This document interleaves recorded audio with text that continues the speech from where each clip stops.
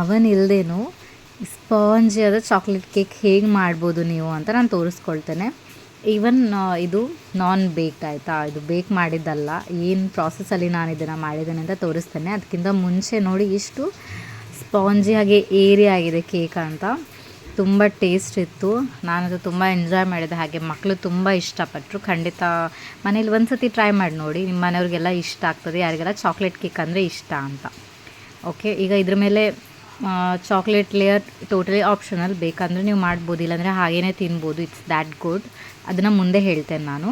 ಬನ್ನಿ ಈಗ ಅದನ್ನು ಹೇಗೆ ಮಾಡೋದು ಅಂತ ನೋಡುವ. ಫಸ್ಟ್ ಬೇಕಾಗಿರೋದು ಕೇಕಿಗೆ ಮೈದಾ. ನಾನಿದು ಹೆಲ್ದಿ ಕೇಕ್ ಅಂತ ಹೇಳೋದಿಲ್ಲ, ಇಟ್ಸ್ ನಾರ್ಮಲ್ ಕೇಕ್ ಆಯಿತಾ. ಯಾವಾಗಾದರೂ ಒನ್ಸ್ ಇನ್ ಅ ವೈಲ್ ತೊಂದರೆ ಇಲ್ಲ, ಮೈದಾ ಯೂಸ್ ಮಾಡಿದರೆ, ಸಕ್ಕರೆ ಯೂಸ್ ಮಾಡಿದ್ರೇನು ಆಗೋದಿಲ್ಲ. ಈಗ ಇಲ್ಲಿ ಮೈದಾ ಫಸ್ಟ್ ತಗೊಳ್ಬೇಕು. ಮತ್ತು ಅದಕ್ಕೆ ಬೋಲ್ಗಳಲ್ಲಿ ಮಾತ್ರ ಯಾವುದು ಉಂಟು ಮನೇಲಿ, ತೋಪಲ್ಲೂ ನೀವು ಮಿಕ್ಸ್ ಮಾಡ್ಬೋದು, ಇವನ್ ತೋಪಲ್ಲೂ ನೀವು ಬೇಕ್ ಮಾಡ್ಬೋದು. ನಾನು ಅದನ್ನು ಇನ್ನೊಂದಿನ ಯಾವತ್ತೂ ತೋರಿಸ್ತೇನೆ. ಇಲ್ಲಿ ನನ್ನ ಹತ್ರ ಮೋಲ್ಡ್ ಉಂಟು, ಸೊ ನಾನು ಮೋಲ್ಡ್ ಯೂಸ್ ಮಾಡ್ತಿದ್ದೇನೆ ಅಷ್ಟೇ. ಇಲ್ಲಿ ಮೈದಾನ ಮೆಜರ್ ಮಾಡಿಕೊಂಡು ಒಂದು ಬೌಲಲ್ಲಿ ಫಸ್ಟ್ ನಾವು ಅದನ್ನು ಸೀವ್ ಮಾಡಿ ಇಟ್ಕೋಬೇಕು. ಯಾಕಂದರೆ ನೀವು ಎಷ್ಟು ಹಿಟ್ಟು ಅಂದರೆ ಡ್ರೈ ಹಿಟ್ಟು ನೀವು ಎಷ್ಟು ಇದು ಗಾಳಿಸಿ ಇಟ್ಕೊಳ್ತೀರಲ್ಲ, ಗಾಳಿಸಿ ಯೂಸ್ ಮಾಡ್ತೀರಲ್ಲ, ಅಷ್ಟು ಕೇಕ್ ತುಂಬ ಏರಿಯಾಗಿ ಬರ್ತದೆ. ಈಗ 1 ಕಪ್ಪಷ್ಟು ಮೈದಾ ಹಾಕ್ಕೊಂಡಿದ್ದೇನೆ. 1/4 ಕಪ್ ಸ್ವಲ್ಪ ಕಮ್ಮಿ ಉಂಟು, ಬಟ್ ನೀವು 1/4 ಕಪ್ ಅಥವಾ ಚಾಕ್ಲೇಟ್ ತುಂಬ ಇಷ್ಟ ಆದರೆ ಅರ್ಧ ಕಪ್ ಯೂಸ್ ಮಾಡಿ ಕೋಕೋ ಪೌಡರ್.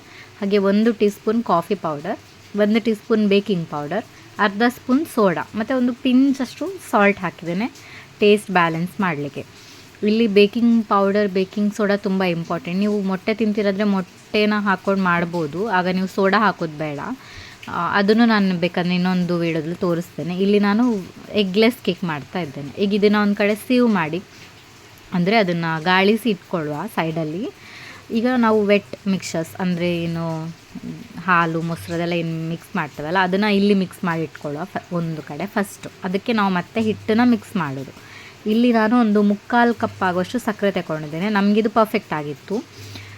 ಮತ್ತು ಒಂದು ಅರ್ಧ ಕಪ್ಪಷ್ಟು ಮೊಸರು, 1/4 ಕಪ್ಪಷ್ಟು ಎಣ್ಣೆ, ಯಾವುದೇ ಫ್ಲೇವರ್ಲೆಸ್ ಆಯಿಲ್ ತಗೊಳ್ಳಿ, ಸನ್ಫ್ಲವರ್ ಆಯಿಲ್ ಅಥವಾ ಯಾವುದಾದ್ರೂ ಫ್ಲೇವರ್ ಇರಬಾರ್ದು ಆಯಿತಾ. 1 ಟೀ ಸ್ಪೂನಷ್ಟು ಎಸೆನ್ಸ್ ಹಾಕ್ತಾ ಇದ್ದೇನೆ. ಇದು ವೆನಿಲ್ಲಾ ಯೂಸ್ ಮಾಡ್ಬೋದು ಅಥವಾ ನೀವು ಚಾಕ್ಲೇಟ್ ಎಸೆನ್ಸ್ ಯೂಸ್ ಮಾಡ್ಬೋದು. ನಾನು ಚಾಕ್ಲೇಟ್ ಎಸೆನ್ಸ್ ಯೂಸ್ ಮಾಡಿದ್ದು, ಚಾಕ್ಲೇಟ್ ಕೇಕ್ ಆಗಿರೋದ್ರಿಂದ. ವೆನಿಲಾ ಕೇಕ್ಗೆ ವೆನಿಲಾ ಎಸೆನ್ಸ್ ಯೂಸ್ ಮಾಡ್ಬೋದು, ಅಥವಾ ಚಾಕ್ಲೇಟ್ಗೂ ವೆನಿಲಾ ಯೂಸ್ ಮಾಡ್ಬೋದು.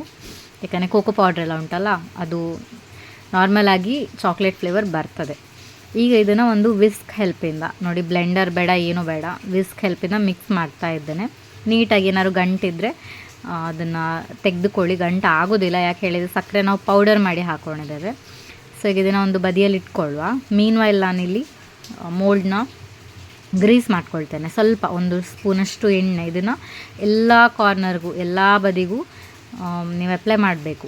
ಇಂಥ ಮೋಲ್ಡ್ ಇಲ್ಲದ್ರೆ, ಕೇಕ್ ಮೋಲ್ಡ್ಸ್ ಇಲ್ಲದ್ರೆ ತೋಪ್ ಬರ್ತದಲ್ಲ, ಅಡಿಯಲ್ಲಿ ಫ್ಲ್ಯಾಟ್ ಇರಬೇಕು ಅಂತ ಯಾವುದೇ ಪಾತ್ರೆ ನೀವು ಟಿಫಿನ್ ಬಾಕ್ಸಲ್ಲಿ ಮಾಡ್ಬೋದು. ಅದನ್ನು ಹೀಗೆ ಎಣ್ಣೆ ಹಾಕಿ ಕೋಟ್ ಮಾಡ್ಕೊಳ್ಳಿ. ಮತ್ತು 1 ಸ್ಪೂನಷ್ಟು ಮೈದಾ ಹಿಟ್ಟು ಹಾಕ್ಕೊಂಡಿದ್ದೇನೆ. ಇದನ್ನು ನೀಟಾಗಿ ಕೋಟ್ ಮಾಡ್ಕೋಬೇಕು. ಇಲ್ಲಿ ಯಾವುದೇ ಮೂಲೆ, ಯಾವುದೇ ಗ್ಯಾಪ್ ಇಡಬಾರ್ದು.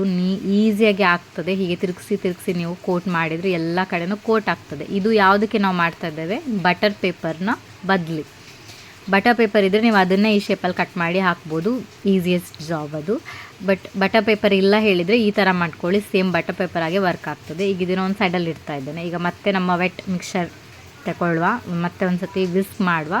ಈಗ ಮತ್ತದೇ ಸೀವ್ ಇಟ್ಕೊಂಡು, ಅದೇ ಗಾಳಿಸಿದಿಟ್ಕೊಂಡು ಹಿಟ್ಟನ್ನು ಇನ್ನೊಂದು ಸತಿ ಗಾಳಿಸಬೇಕು ಹಾಕುವಾಗ. ಇಲ್ಲಿ ಅರ್ಧ ಹಾಕ್ಕೊಳ್ಳಿ, ಫಸ್ಟ್ ಅರ್ಧ ಹಾಕ್ಕೊಳ್ಳಿ, ಅದನ್ನು ಸೀವ್ ಮಾಡಿ, ಮತ್ತು ಅರ್ಧ ಹಾಕ್ಕೊಳ್ಳಿ, ಸೀವ್ ಮಾಡ್ಕೊಳ್ಳಿ. ಇದು ತುಂಬ ಇಂಪಾರ್ಟೆಂಟ್ ಸ್ಟೆಪ್. ಕೆಲವರು ಮಾಡ್ತಾರೇನೋ ಎಲ್ಲ ಒಟ್ಟಿಗೆ ಮಿಕ್ಸ್ ಮಾಡ್ತಾರೆ, ಹಾಗೂ ಮಾಡ್ಬೋದು. ಬಟ್ ಹೀಗೆ ಮಾಡೋದ್ರಿಂದ ಉಂಟಲ್ಲ ತುಂಬ ಸ್ಪಾಂಜಿ, ನಾನು ಹೇಳ್ತಿರೋದು ಅದರಲ್ಲಿ ತುಂಬ ಜಾಲಿಯಾಗಿ ಬರ್ತದೆ, ತುಂಬ ಏರಿ ಹೇಳ್ತಾರಲ್ಲ ಆ ಥರ ಬ್ಯಾಟರ್ ಬರ್ತದೆ, ತುಂಬ ಚೆಂದ ಆಗ್ತದೆ. ಕೇಕ್ ಮಾತ್ರ ಎಷ್ಟು ಸಾಫ್ಟ್ ಆಗ್ತದೆ ಹೇಳಿದರೆ ನೀವೊಂದು ಸತಿ ಮಾಡಲೇಬೇಕು.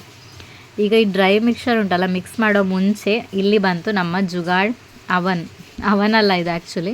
ಇದು ನಾನು ಸ್ಟೀಮ್ ಮಾಡ್ತಾ ಇರೋದು. ಇವತ್ತಿನ ವಿಡಿಯೋದಲ್ಲಿ ಸ್ಟೀಮ್ ಮಾಡಿ ಕೇಕ್ ಹೇಗೆ ಮಾಡ್ಬೋದು ತೋರಿಸ್ತಾ ಇದ್ದೇನೆ. ಅಷ್ಟು ಆಸಮಾಗಿ ಬರ್ತದೆ ಆಯಿತಾ. ಅದು ಬಿಸಿ ಆಗ್ತಾ ಇರಲಿ, ಅಂದರೆ ಅದು ಕುದಿಬೇಕು ನೀರು. ಅಷ್ಟು ಹೈ ಫ್ಲೇಮಲ್ಲಿಟ್ಟು ನೀವು ಬಿಸಿ ಮಾಡಿ, ಇದು ಮಿಕ್ಸ್ ಮಾಡೋಷ್ಟೊತ್ತಿಗೆ ಅದು ಬಿಸಿ ಆಗ್ತದೆ. ಈಗ ನೋಡಿ, ಕಟ್ ಆ್ಯಂಡ್ ಫೋಲ್ಡ್ ಮೆಥಡ್ ಆಯಿತಾ.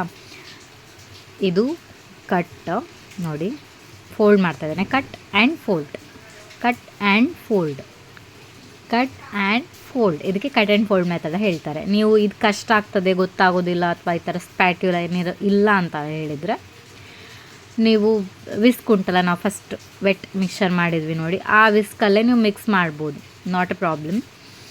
ಇದನ್ನು ಹೀಗೆ ಒಂದೇ ಡೈರೆಕ್ಷನಲ್ಲಿ ಮಾತ್ರ ಮಿಕ್ಸ್ ಮಾಡಬೇಕು.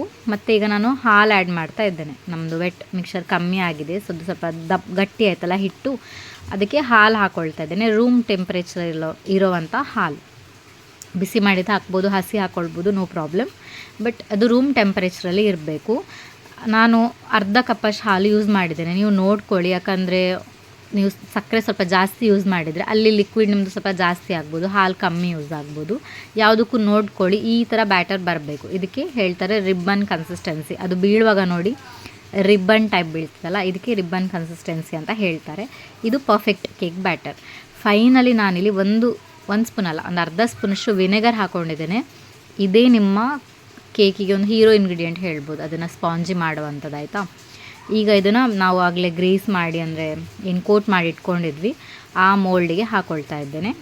ಅಗೇನ್ ನೀವು ತೋಪಲ್ಲಿ ಯೂಸ್ ಮಾಡ್ಬೋದು, ಅಥವಾ ಟಿಫಿನ್ ಬಾಕ್ಸ್, ದೊಡ್ಡ ಟಿಫಿನ್ ಬಾಕ್ಸ್ ಬರ್ತದಲ್ಲ, ಅಡಿ ಫ್ಲ್ಯಾಟ್ ಆಗಿರಬೇಕಷ್ಟೇ, ಅಂಥ ಟಿಫಿನ್ ಬಾಕ್ಸ್ ಯೂಸ್ ಮಾಡ್ಬೋದು. ಫ್ಲ್ಯಾಟೇ ಇರಬೇಕು ಅಂತ ಏನಿಲ್ಲ. ಫ್ಲ್ಯಾಟ್ ಯಾಕೆ ಇರಬೇಕು ಹೇಳಿದರೆ ಅದು ಕೇಕ್ ಈವನಾಗಿ ಕಾಣಿಸ್ತದಲ್ಲ ಅಷ್ಟೇ. ಇಲ್ಲಾಂದರೆ ಮೇಲೆ ಉಬ್ಬುತ್ತದೆ, ಕೆಳಗೆ ಮತ್ತು ಹೀಗೆ ಶೇಪ್ ನೀವು ಕಟ್ ಮಾಡ್ಕೋಬೇಕು, ಅದಕ್ಕೋಸ್ಕರ ಅಷ್ಟೇ. ಇನ್ಯಾವ ಪಾತ್ರೆ ಅದು ನೀವು ಯೂಸ್ ಮಾಡ್ಕೋಬೋದು. ಈಗ ಇದನ್ನು ಒಂದು 2-3 ಸತಿ ಟ್ಯಾಪ್ ಮಾಡಿ, ಏನು ನೀರು ಬಿಸಿ ಆಗಿದೆಯಲ್ಲ ಅದರಲ್ಲಿ ಆ ಪಾತ್ರೆಯಲ್ಲಿ ಇಟ್ಬಿಡಬೇಕು. ಇದು ಇಡ್ಲಿ ಪಾತ್ರೆ, ನಮ್ಮ ಕಡೆ ಇಡ್ಲಿ ಮಾಡಲಿಕ್ಕೆ, ಪುಂಡಿ ಮಾಡಲಿಕ್ಕೆಲ್ಲ ಯೂಸ್ ಮಾಡ್ತೇವೆ, ಅಟ್ಟಿ ಅಂತ ಹೇಳ್ತೇವೆ ಅದು. ನೀವು ಯಾವುದೇ ಸ್ಟೀಮರ್ ನೀವು ಯೂಸ್ ಮಾಡುವ ಇಡ್ಲಿ ಪಾತ್ರೆಯಲ್ಲೂ ಇಡ್ಬೋದು. ಒಂದು ಸ್ಟ್ಯಾಂಡ್ ಇಟ್ಟು, ನೀರು ಹಾಕಿ ಒಂದು ಸ್ಟ್ಯಾಂಡ್ ಇಟ್ಟು ಅದರ ಮೇಲೆ ಪಾತ್ರೆ ಇಡ್ಬೋದು. ಇದನ್ನು 35-40 ನಿಮಿಷ ಸ್ಟೀಮ್ ಆಗಲಿಕ್ಕೆ ಬಿಡಬೇಕು. ಲೋ ಇಂದ ಸ್ವಲ್ಪ ಜಾಸ್ತಿ ಇರಬೇಕು, ಫ್ಲೇಮ್ ಮೀಡಿಯಮ್ ಇರಬಾರ್ದು, ಲೋ ಇಂದ ಸ್ವಲ್ಪ ಜಾಸ್ತಿ. ನೀವು 35 ನಿಮಿಷ ಆದಮೇಲೆ ಒಂದು ಸತಿ ಚೆಕ್ ಮಾಡಿ, ಫೋರ್ಕ್ ಅಥವಾ ಟೂತ್ಪಿಕ್ ಹಾಕಿ, ಅದು ಕ್ಲೀನಾಗಿ ಬರಬೇಕು. ಇದು ಮೇಲೆ ಇದ್ದಂಥದ್ದು ಅದೇನು ಉಬ್ಬಿ ಬಂದಿದೆ ಅದು ಅಂಟಿದಷ್ಟೇ. ಕೇಕ್ ಡನ್ ಆಗಿದೆ. ಸೊ ಸ್ವಿಚ್ ಆಫ್ ಮಾಡ್ತಾ ಇದ್ದೆ ನಾನು. ಇದನ್ನು ಒಂದು ಸೈಡಲ್ಲಿ ಇಡಬೇಕು, ನೀವು ಅದರಲ್ಲೇ ಬಿಡಬೇಡಿ, ಹಾರ್ಡಾಗ್ಬೋದು ಕೇಕು. ನೋಡಿ, ಈ ಥರ ಒಂದು ಅಡಿಯಲ್ಲಿ ಏನಾದರೂ ಗ್ಯಾಪ್ ಇದ್ದು ಅದರ ಮೇಲೆ ಇಟ್ಬಿಡಿ. ನಾನಿಲ್ಲಿ ಪುಲ್ಕ ಮಾಡುವಂಥ ಅದು ಬರ್ತದಲ್ಲ ನೆಟ್, ಅದನ್ನು ಇಟ್ಟಿದ್ದೇನೆ, ಅದ್ರ ಮೇಲೆ ಇಡಬೇಕು. ಕೇಕ್ ಇಷ್ಟು ಉಬ್ಬಿ ಬಂದಿದೆ, ನೀವು ನೋಡ್ಬೋದು, ಅದು ಫುಲ್ ಓಪನ್ ಆಗಿದೆ ಅಷ್ಟು. ಅದು ತಣ್ಣಗೆ ಆಗಲಿ ಒಂದು ಸೈಡ್. ಈಗ ಇಲ್ಲಿ ಒಂದು ಅರ್ಧ ಕಪ್ಪಷ್ಟು ಡಾರ್ಕ್ ಚಾಕ್ಲೇಟ್ ತಗೊಂಡಿದ್ದೇನೆ. ಇದು ನಾನು ಹೇಳಿದ್ದು ಸ್ಟೆಪ್ ಆಪ್ಷನಲ್. ಅದನ್ನು ಮೆಲ್ಟ್ ಮಾಡಲಿಕ್ಕೆ ಸೇಮ್ ಸ್ಟೀಮರಲ್ಲಿ ನಾನು ಬಿಸಿಗೆ ಇಡ್ತಾ ಇದ್ದೇನೆ, ಅಂದರೆ ಅದೇ ಬಿಸಿಯಲ್ಲಿ ಇಡ್ತಾ ಇದ್ದೇನೆ. ಇದು ಆಪ್ಷನಲ್. ಚಾಕ್ಲೇಟ್ ಹಾಕಿದರೆ ಎಕ್ಸ್ಟ್ರಾ ಟೇಸ್ಟ್ ಬರ್ತದೆ. ನಿಮಗೆ ಡಾರ್ಕ್ ಚಾಕ್ಲೇಟ್ ಸಿಕ್ಕಲಿಲ್ಲ ಹೇಳಿದರೆ ಮಾಮೂಲಿ ಡೈರಿ ಮಿಲ್ಕ್ ಉಂಟಲ್ಲ, ಅದನ್ನಾದರೂ ಮೆಲ್ಟ್ ಮಾಡಿ ನೀವು ಹಾಕ್ಕೊಳ್ಬೋದು, ನಿಮ್ಮ ಚಾಯ್ಸ್. ಅಥವಾ ಹಾಗೆಯೇ ಚಾಪ್ ಮಾಡಿ ಹಾಕ್ಬೋದು. ಇಲ್ಲಾಂದರೆ ನೀವು ಮನೆಯಲ್ಲೇ ಚಾಕ್ಲೇಟ್ ಹಾಲೆಲ್ಲ ಯೂಸ್ ಮಾಡಿ ಸ್ವಲ್ಪ ಮೈದಾ ಎಲ್ಲ ಹಾಕಿ ಒಂದು ಕ್ರೀಮ್ ಟೈಪ್ ಮಾಡ್ಬೋದು. ಹೇಗಾದರೂ ನೀವು ಡೆಕೋರೇಷನ್ ಮಾಡ್ಬೋದು, ಇಟ್ಸ್ ಅಪ್ ಟು ಯು. ಈಗ ಕೇಕಿದು ಮೇಲೆ ಏನಿತ್ತಲ್ಲ ಎಕ್ಸ್ಟ್ರಾ ಅದು ಉಬ್ಬಿ ಬಂದಿತ್ತಲ್ಲ, ಅದನ್ನು ಮಕ್ಕಳು ಕೇಕ್ ಕೇಳ್ತಿದ್ರು ಅಂತ ನಾನು ಅದನ್ನು ತೆಗೆದೆ. ಇದು ಇನ್ನೂ ಬಿಸಿ ಇದೆ. ಇಷ್ಟು ಬಿಸಿ ಇರುವಾಗ ಕೇಕ್ನ ಕಟ್ ಮಾಡಬಾರ್ದು ಅಥವಾ ಡಿಮೋಲ್ಡ್ ಮಾಡಬಾರ್ದು. ಒಂದು ಅರ್ಧ ಗಂಟೆ ಆದರೂ ಬಿಡಬೇಕು. ಮಕ್ಕಳು ತಡಿತಾನೆ ಇರಲಿಲ್ಲ. ವಾರ್ಮ್ ಕೇಕ್ ಇನ್ನೂ ಟೇಸ್ಟಿಯಾಗಿರ್ತದೆ. ಸೊ ನಾನು ಕೇಕ್ ಸ್ವಲ್ಪ ಬಿಸಿ ಇರುವಾಗಲೇ ಒಂದು 15 ನಿಮಿಷ ಇಟ್ಟಿರ್ಬೋದು ನಾನು ಅಷ್ಟೇ. ಆಗಲೇ ಇದನ್ನು ಡಿಮೋಲ್ಡ್ ಮಾಡಿದೆ. ನೋಡಿ ಎಷ್ಟು ಕ್ಲೀನಾಗಿ ಬಂದಿದೆ. ಅದು ಮೇಲೆ ಕಾಣ್ತಿರೋದು ಹಿಟ್ಟಷ್ಟೇ, ಮೈದಾ ನಾವು ಫಸ್ಟೇ ಕೋಟಿಂಗ್ ಹಾಕಿದ್ವಿ, ಅದು ಮಾತ್ರ, ಇನ್ನೇನೂ ಇಲ್ಲ. ಅದನ್ನು ತಿನ್ಬೋದು. ಈಗ ಈ ಮೆಲ್ಟ್ ಆಗಿರೋ ಚಾಕ್ಲೇಟಿಗೆ ನಾನು ಸ್ವಲ್ಪ ಹಾಲು ಹಾಕ್ಕೊಂಡು ಮಿಕ್ಸ್ ಮಾಡಿದ್ದೇನೆ, ಆಯಿತಾ. ಸ್ವಲ್ಪ ರನ್ನಿ ಇರಲಿ ಕನ್ಸಿಸ್ಟೆನ್ಸಿ ಅಂತ, ಅಂದರೆ ಸ್ಪ್ರೆಡ್ಡೇಬಲ್ ಇರಲಿ ಅಂತ ಅಷ್ಟೇ. ಈಗ ಇದನ್ನು ನೀಟಾಗಿ ಮೇಲೆ ಅಪ್ಲೈ ಮಾಡೋದು ಕೇಕಿಗೆ. ಬೇಕಾದ್ರೆ ನೀವು ಸೈಡ್ಗೆ ಹಾಕ್ಬೋದು, ಎಕ್ಸ್ಟ್ರಾ ಇತ್ತು ಹೇಳಿದರೆ. ನಾನು ಅರ್ಧ ಕಪ್ ಅಷ್ಟೇ ತಗೊಂಡಿದ್ದು. ನನಗೆ ಅದು ಮೇಲೆ ಕೋಟಿಂಗಿಗೆ ಮತ್ತು ಸ್ವಲ್ಪ ಈಗ ಕೆಳಗೆ ಡ್ರಾಪ್ಲೆಟ್ಸ್ ಆಗಿ ಹಾಕಲಿಕ್ಕೆ ಸೈಡಲ್ಲಿ ಆಯ್ತಷ್ಟೇ, ಜಾಸ್ತಿ ಉಳಿಲ್ಲ ಸೈಡೆಲ್ಲ ಡೆಕೋರೇಟ್ ಮಾಡುವಷ್ಟು. ನಮ್ಮ ಎಮ್ಮಿಯಸ್ಟ್ ಚಾಕ್ಲೇಟ್ ಕೇಕ್ ರೆಡಿ ಆಗಿದೆ. ನೀವು ಟ್ರೈ ಮಾಡಿ, ಡೆಫಿನೆಟಾಗಿ ಒಳ್ಳೆ ಫೀಡ್ಬ್ಯಾಕೇ ಹೇಳ್ತೀವಿ. ಬಾಯ್.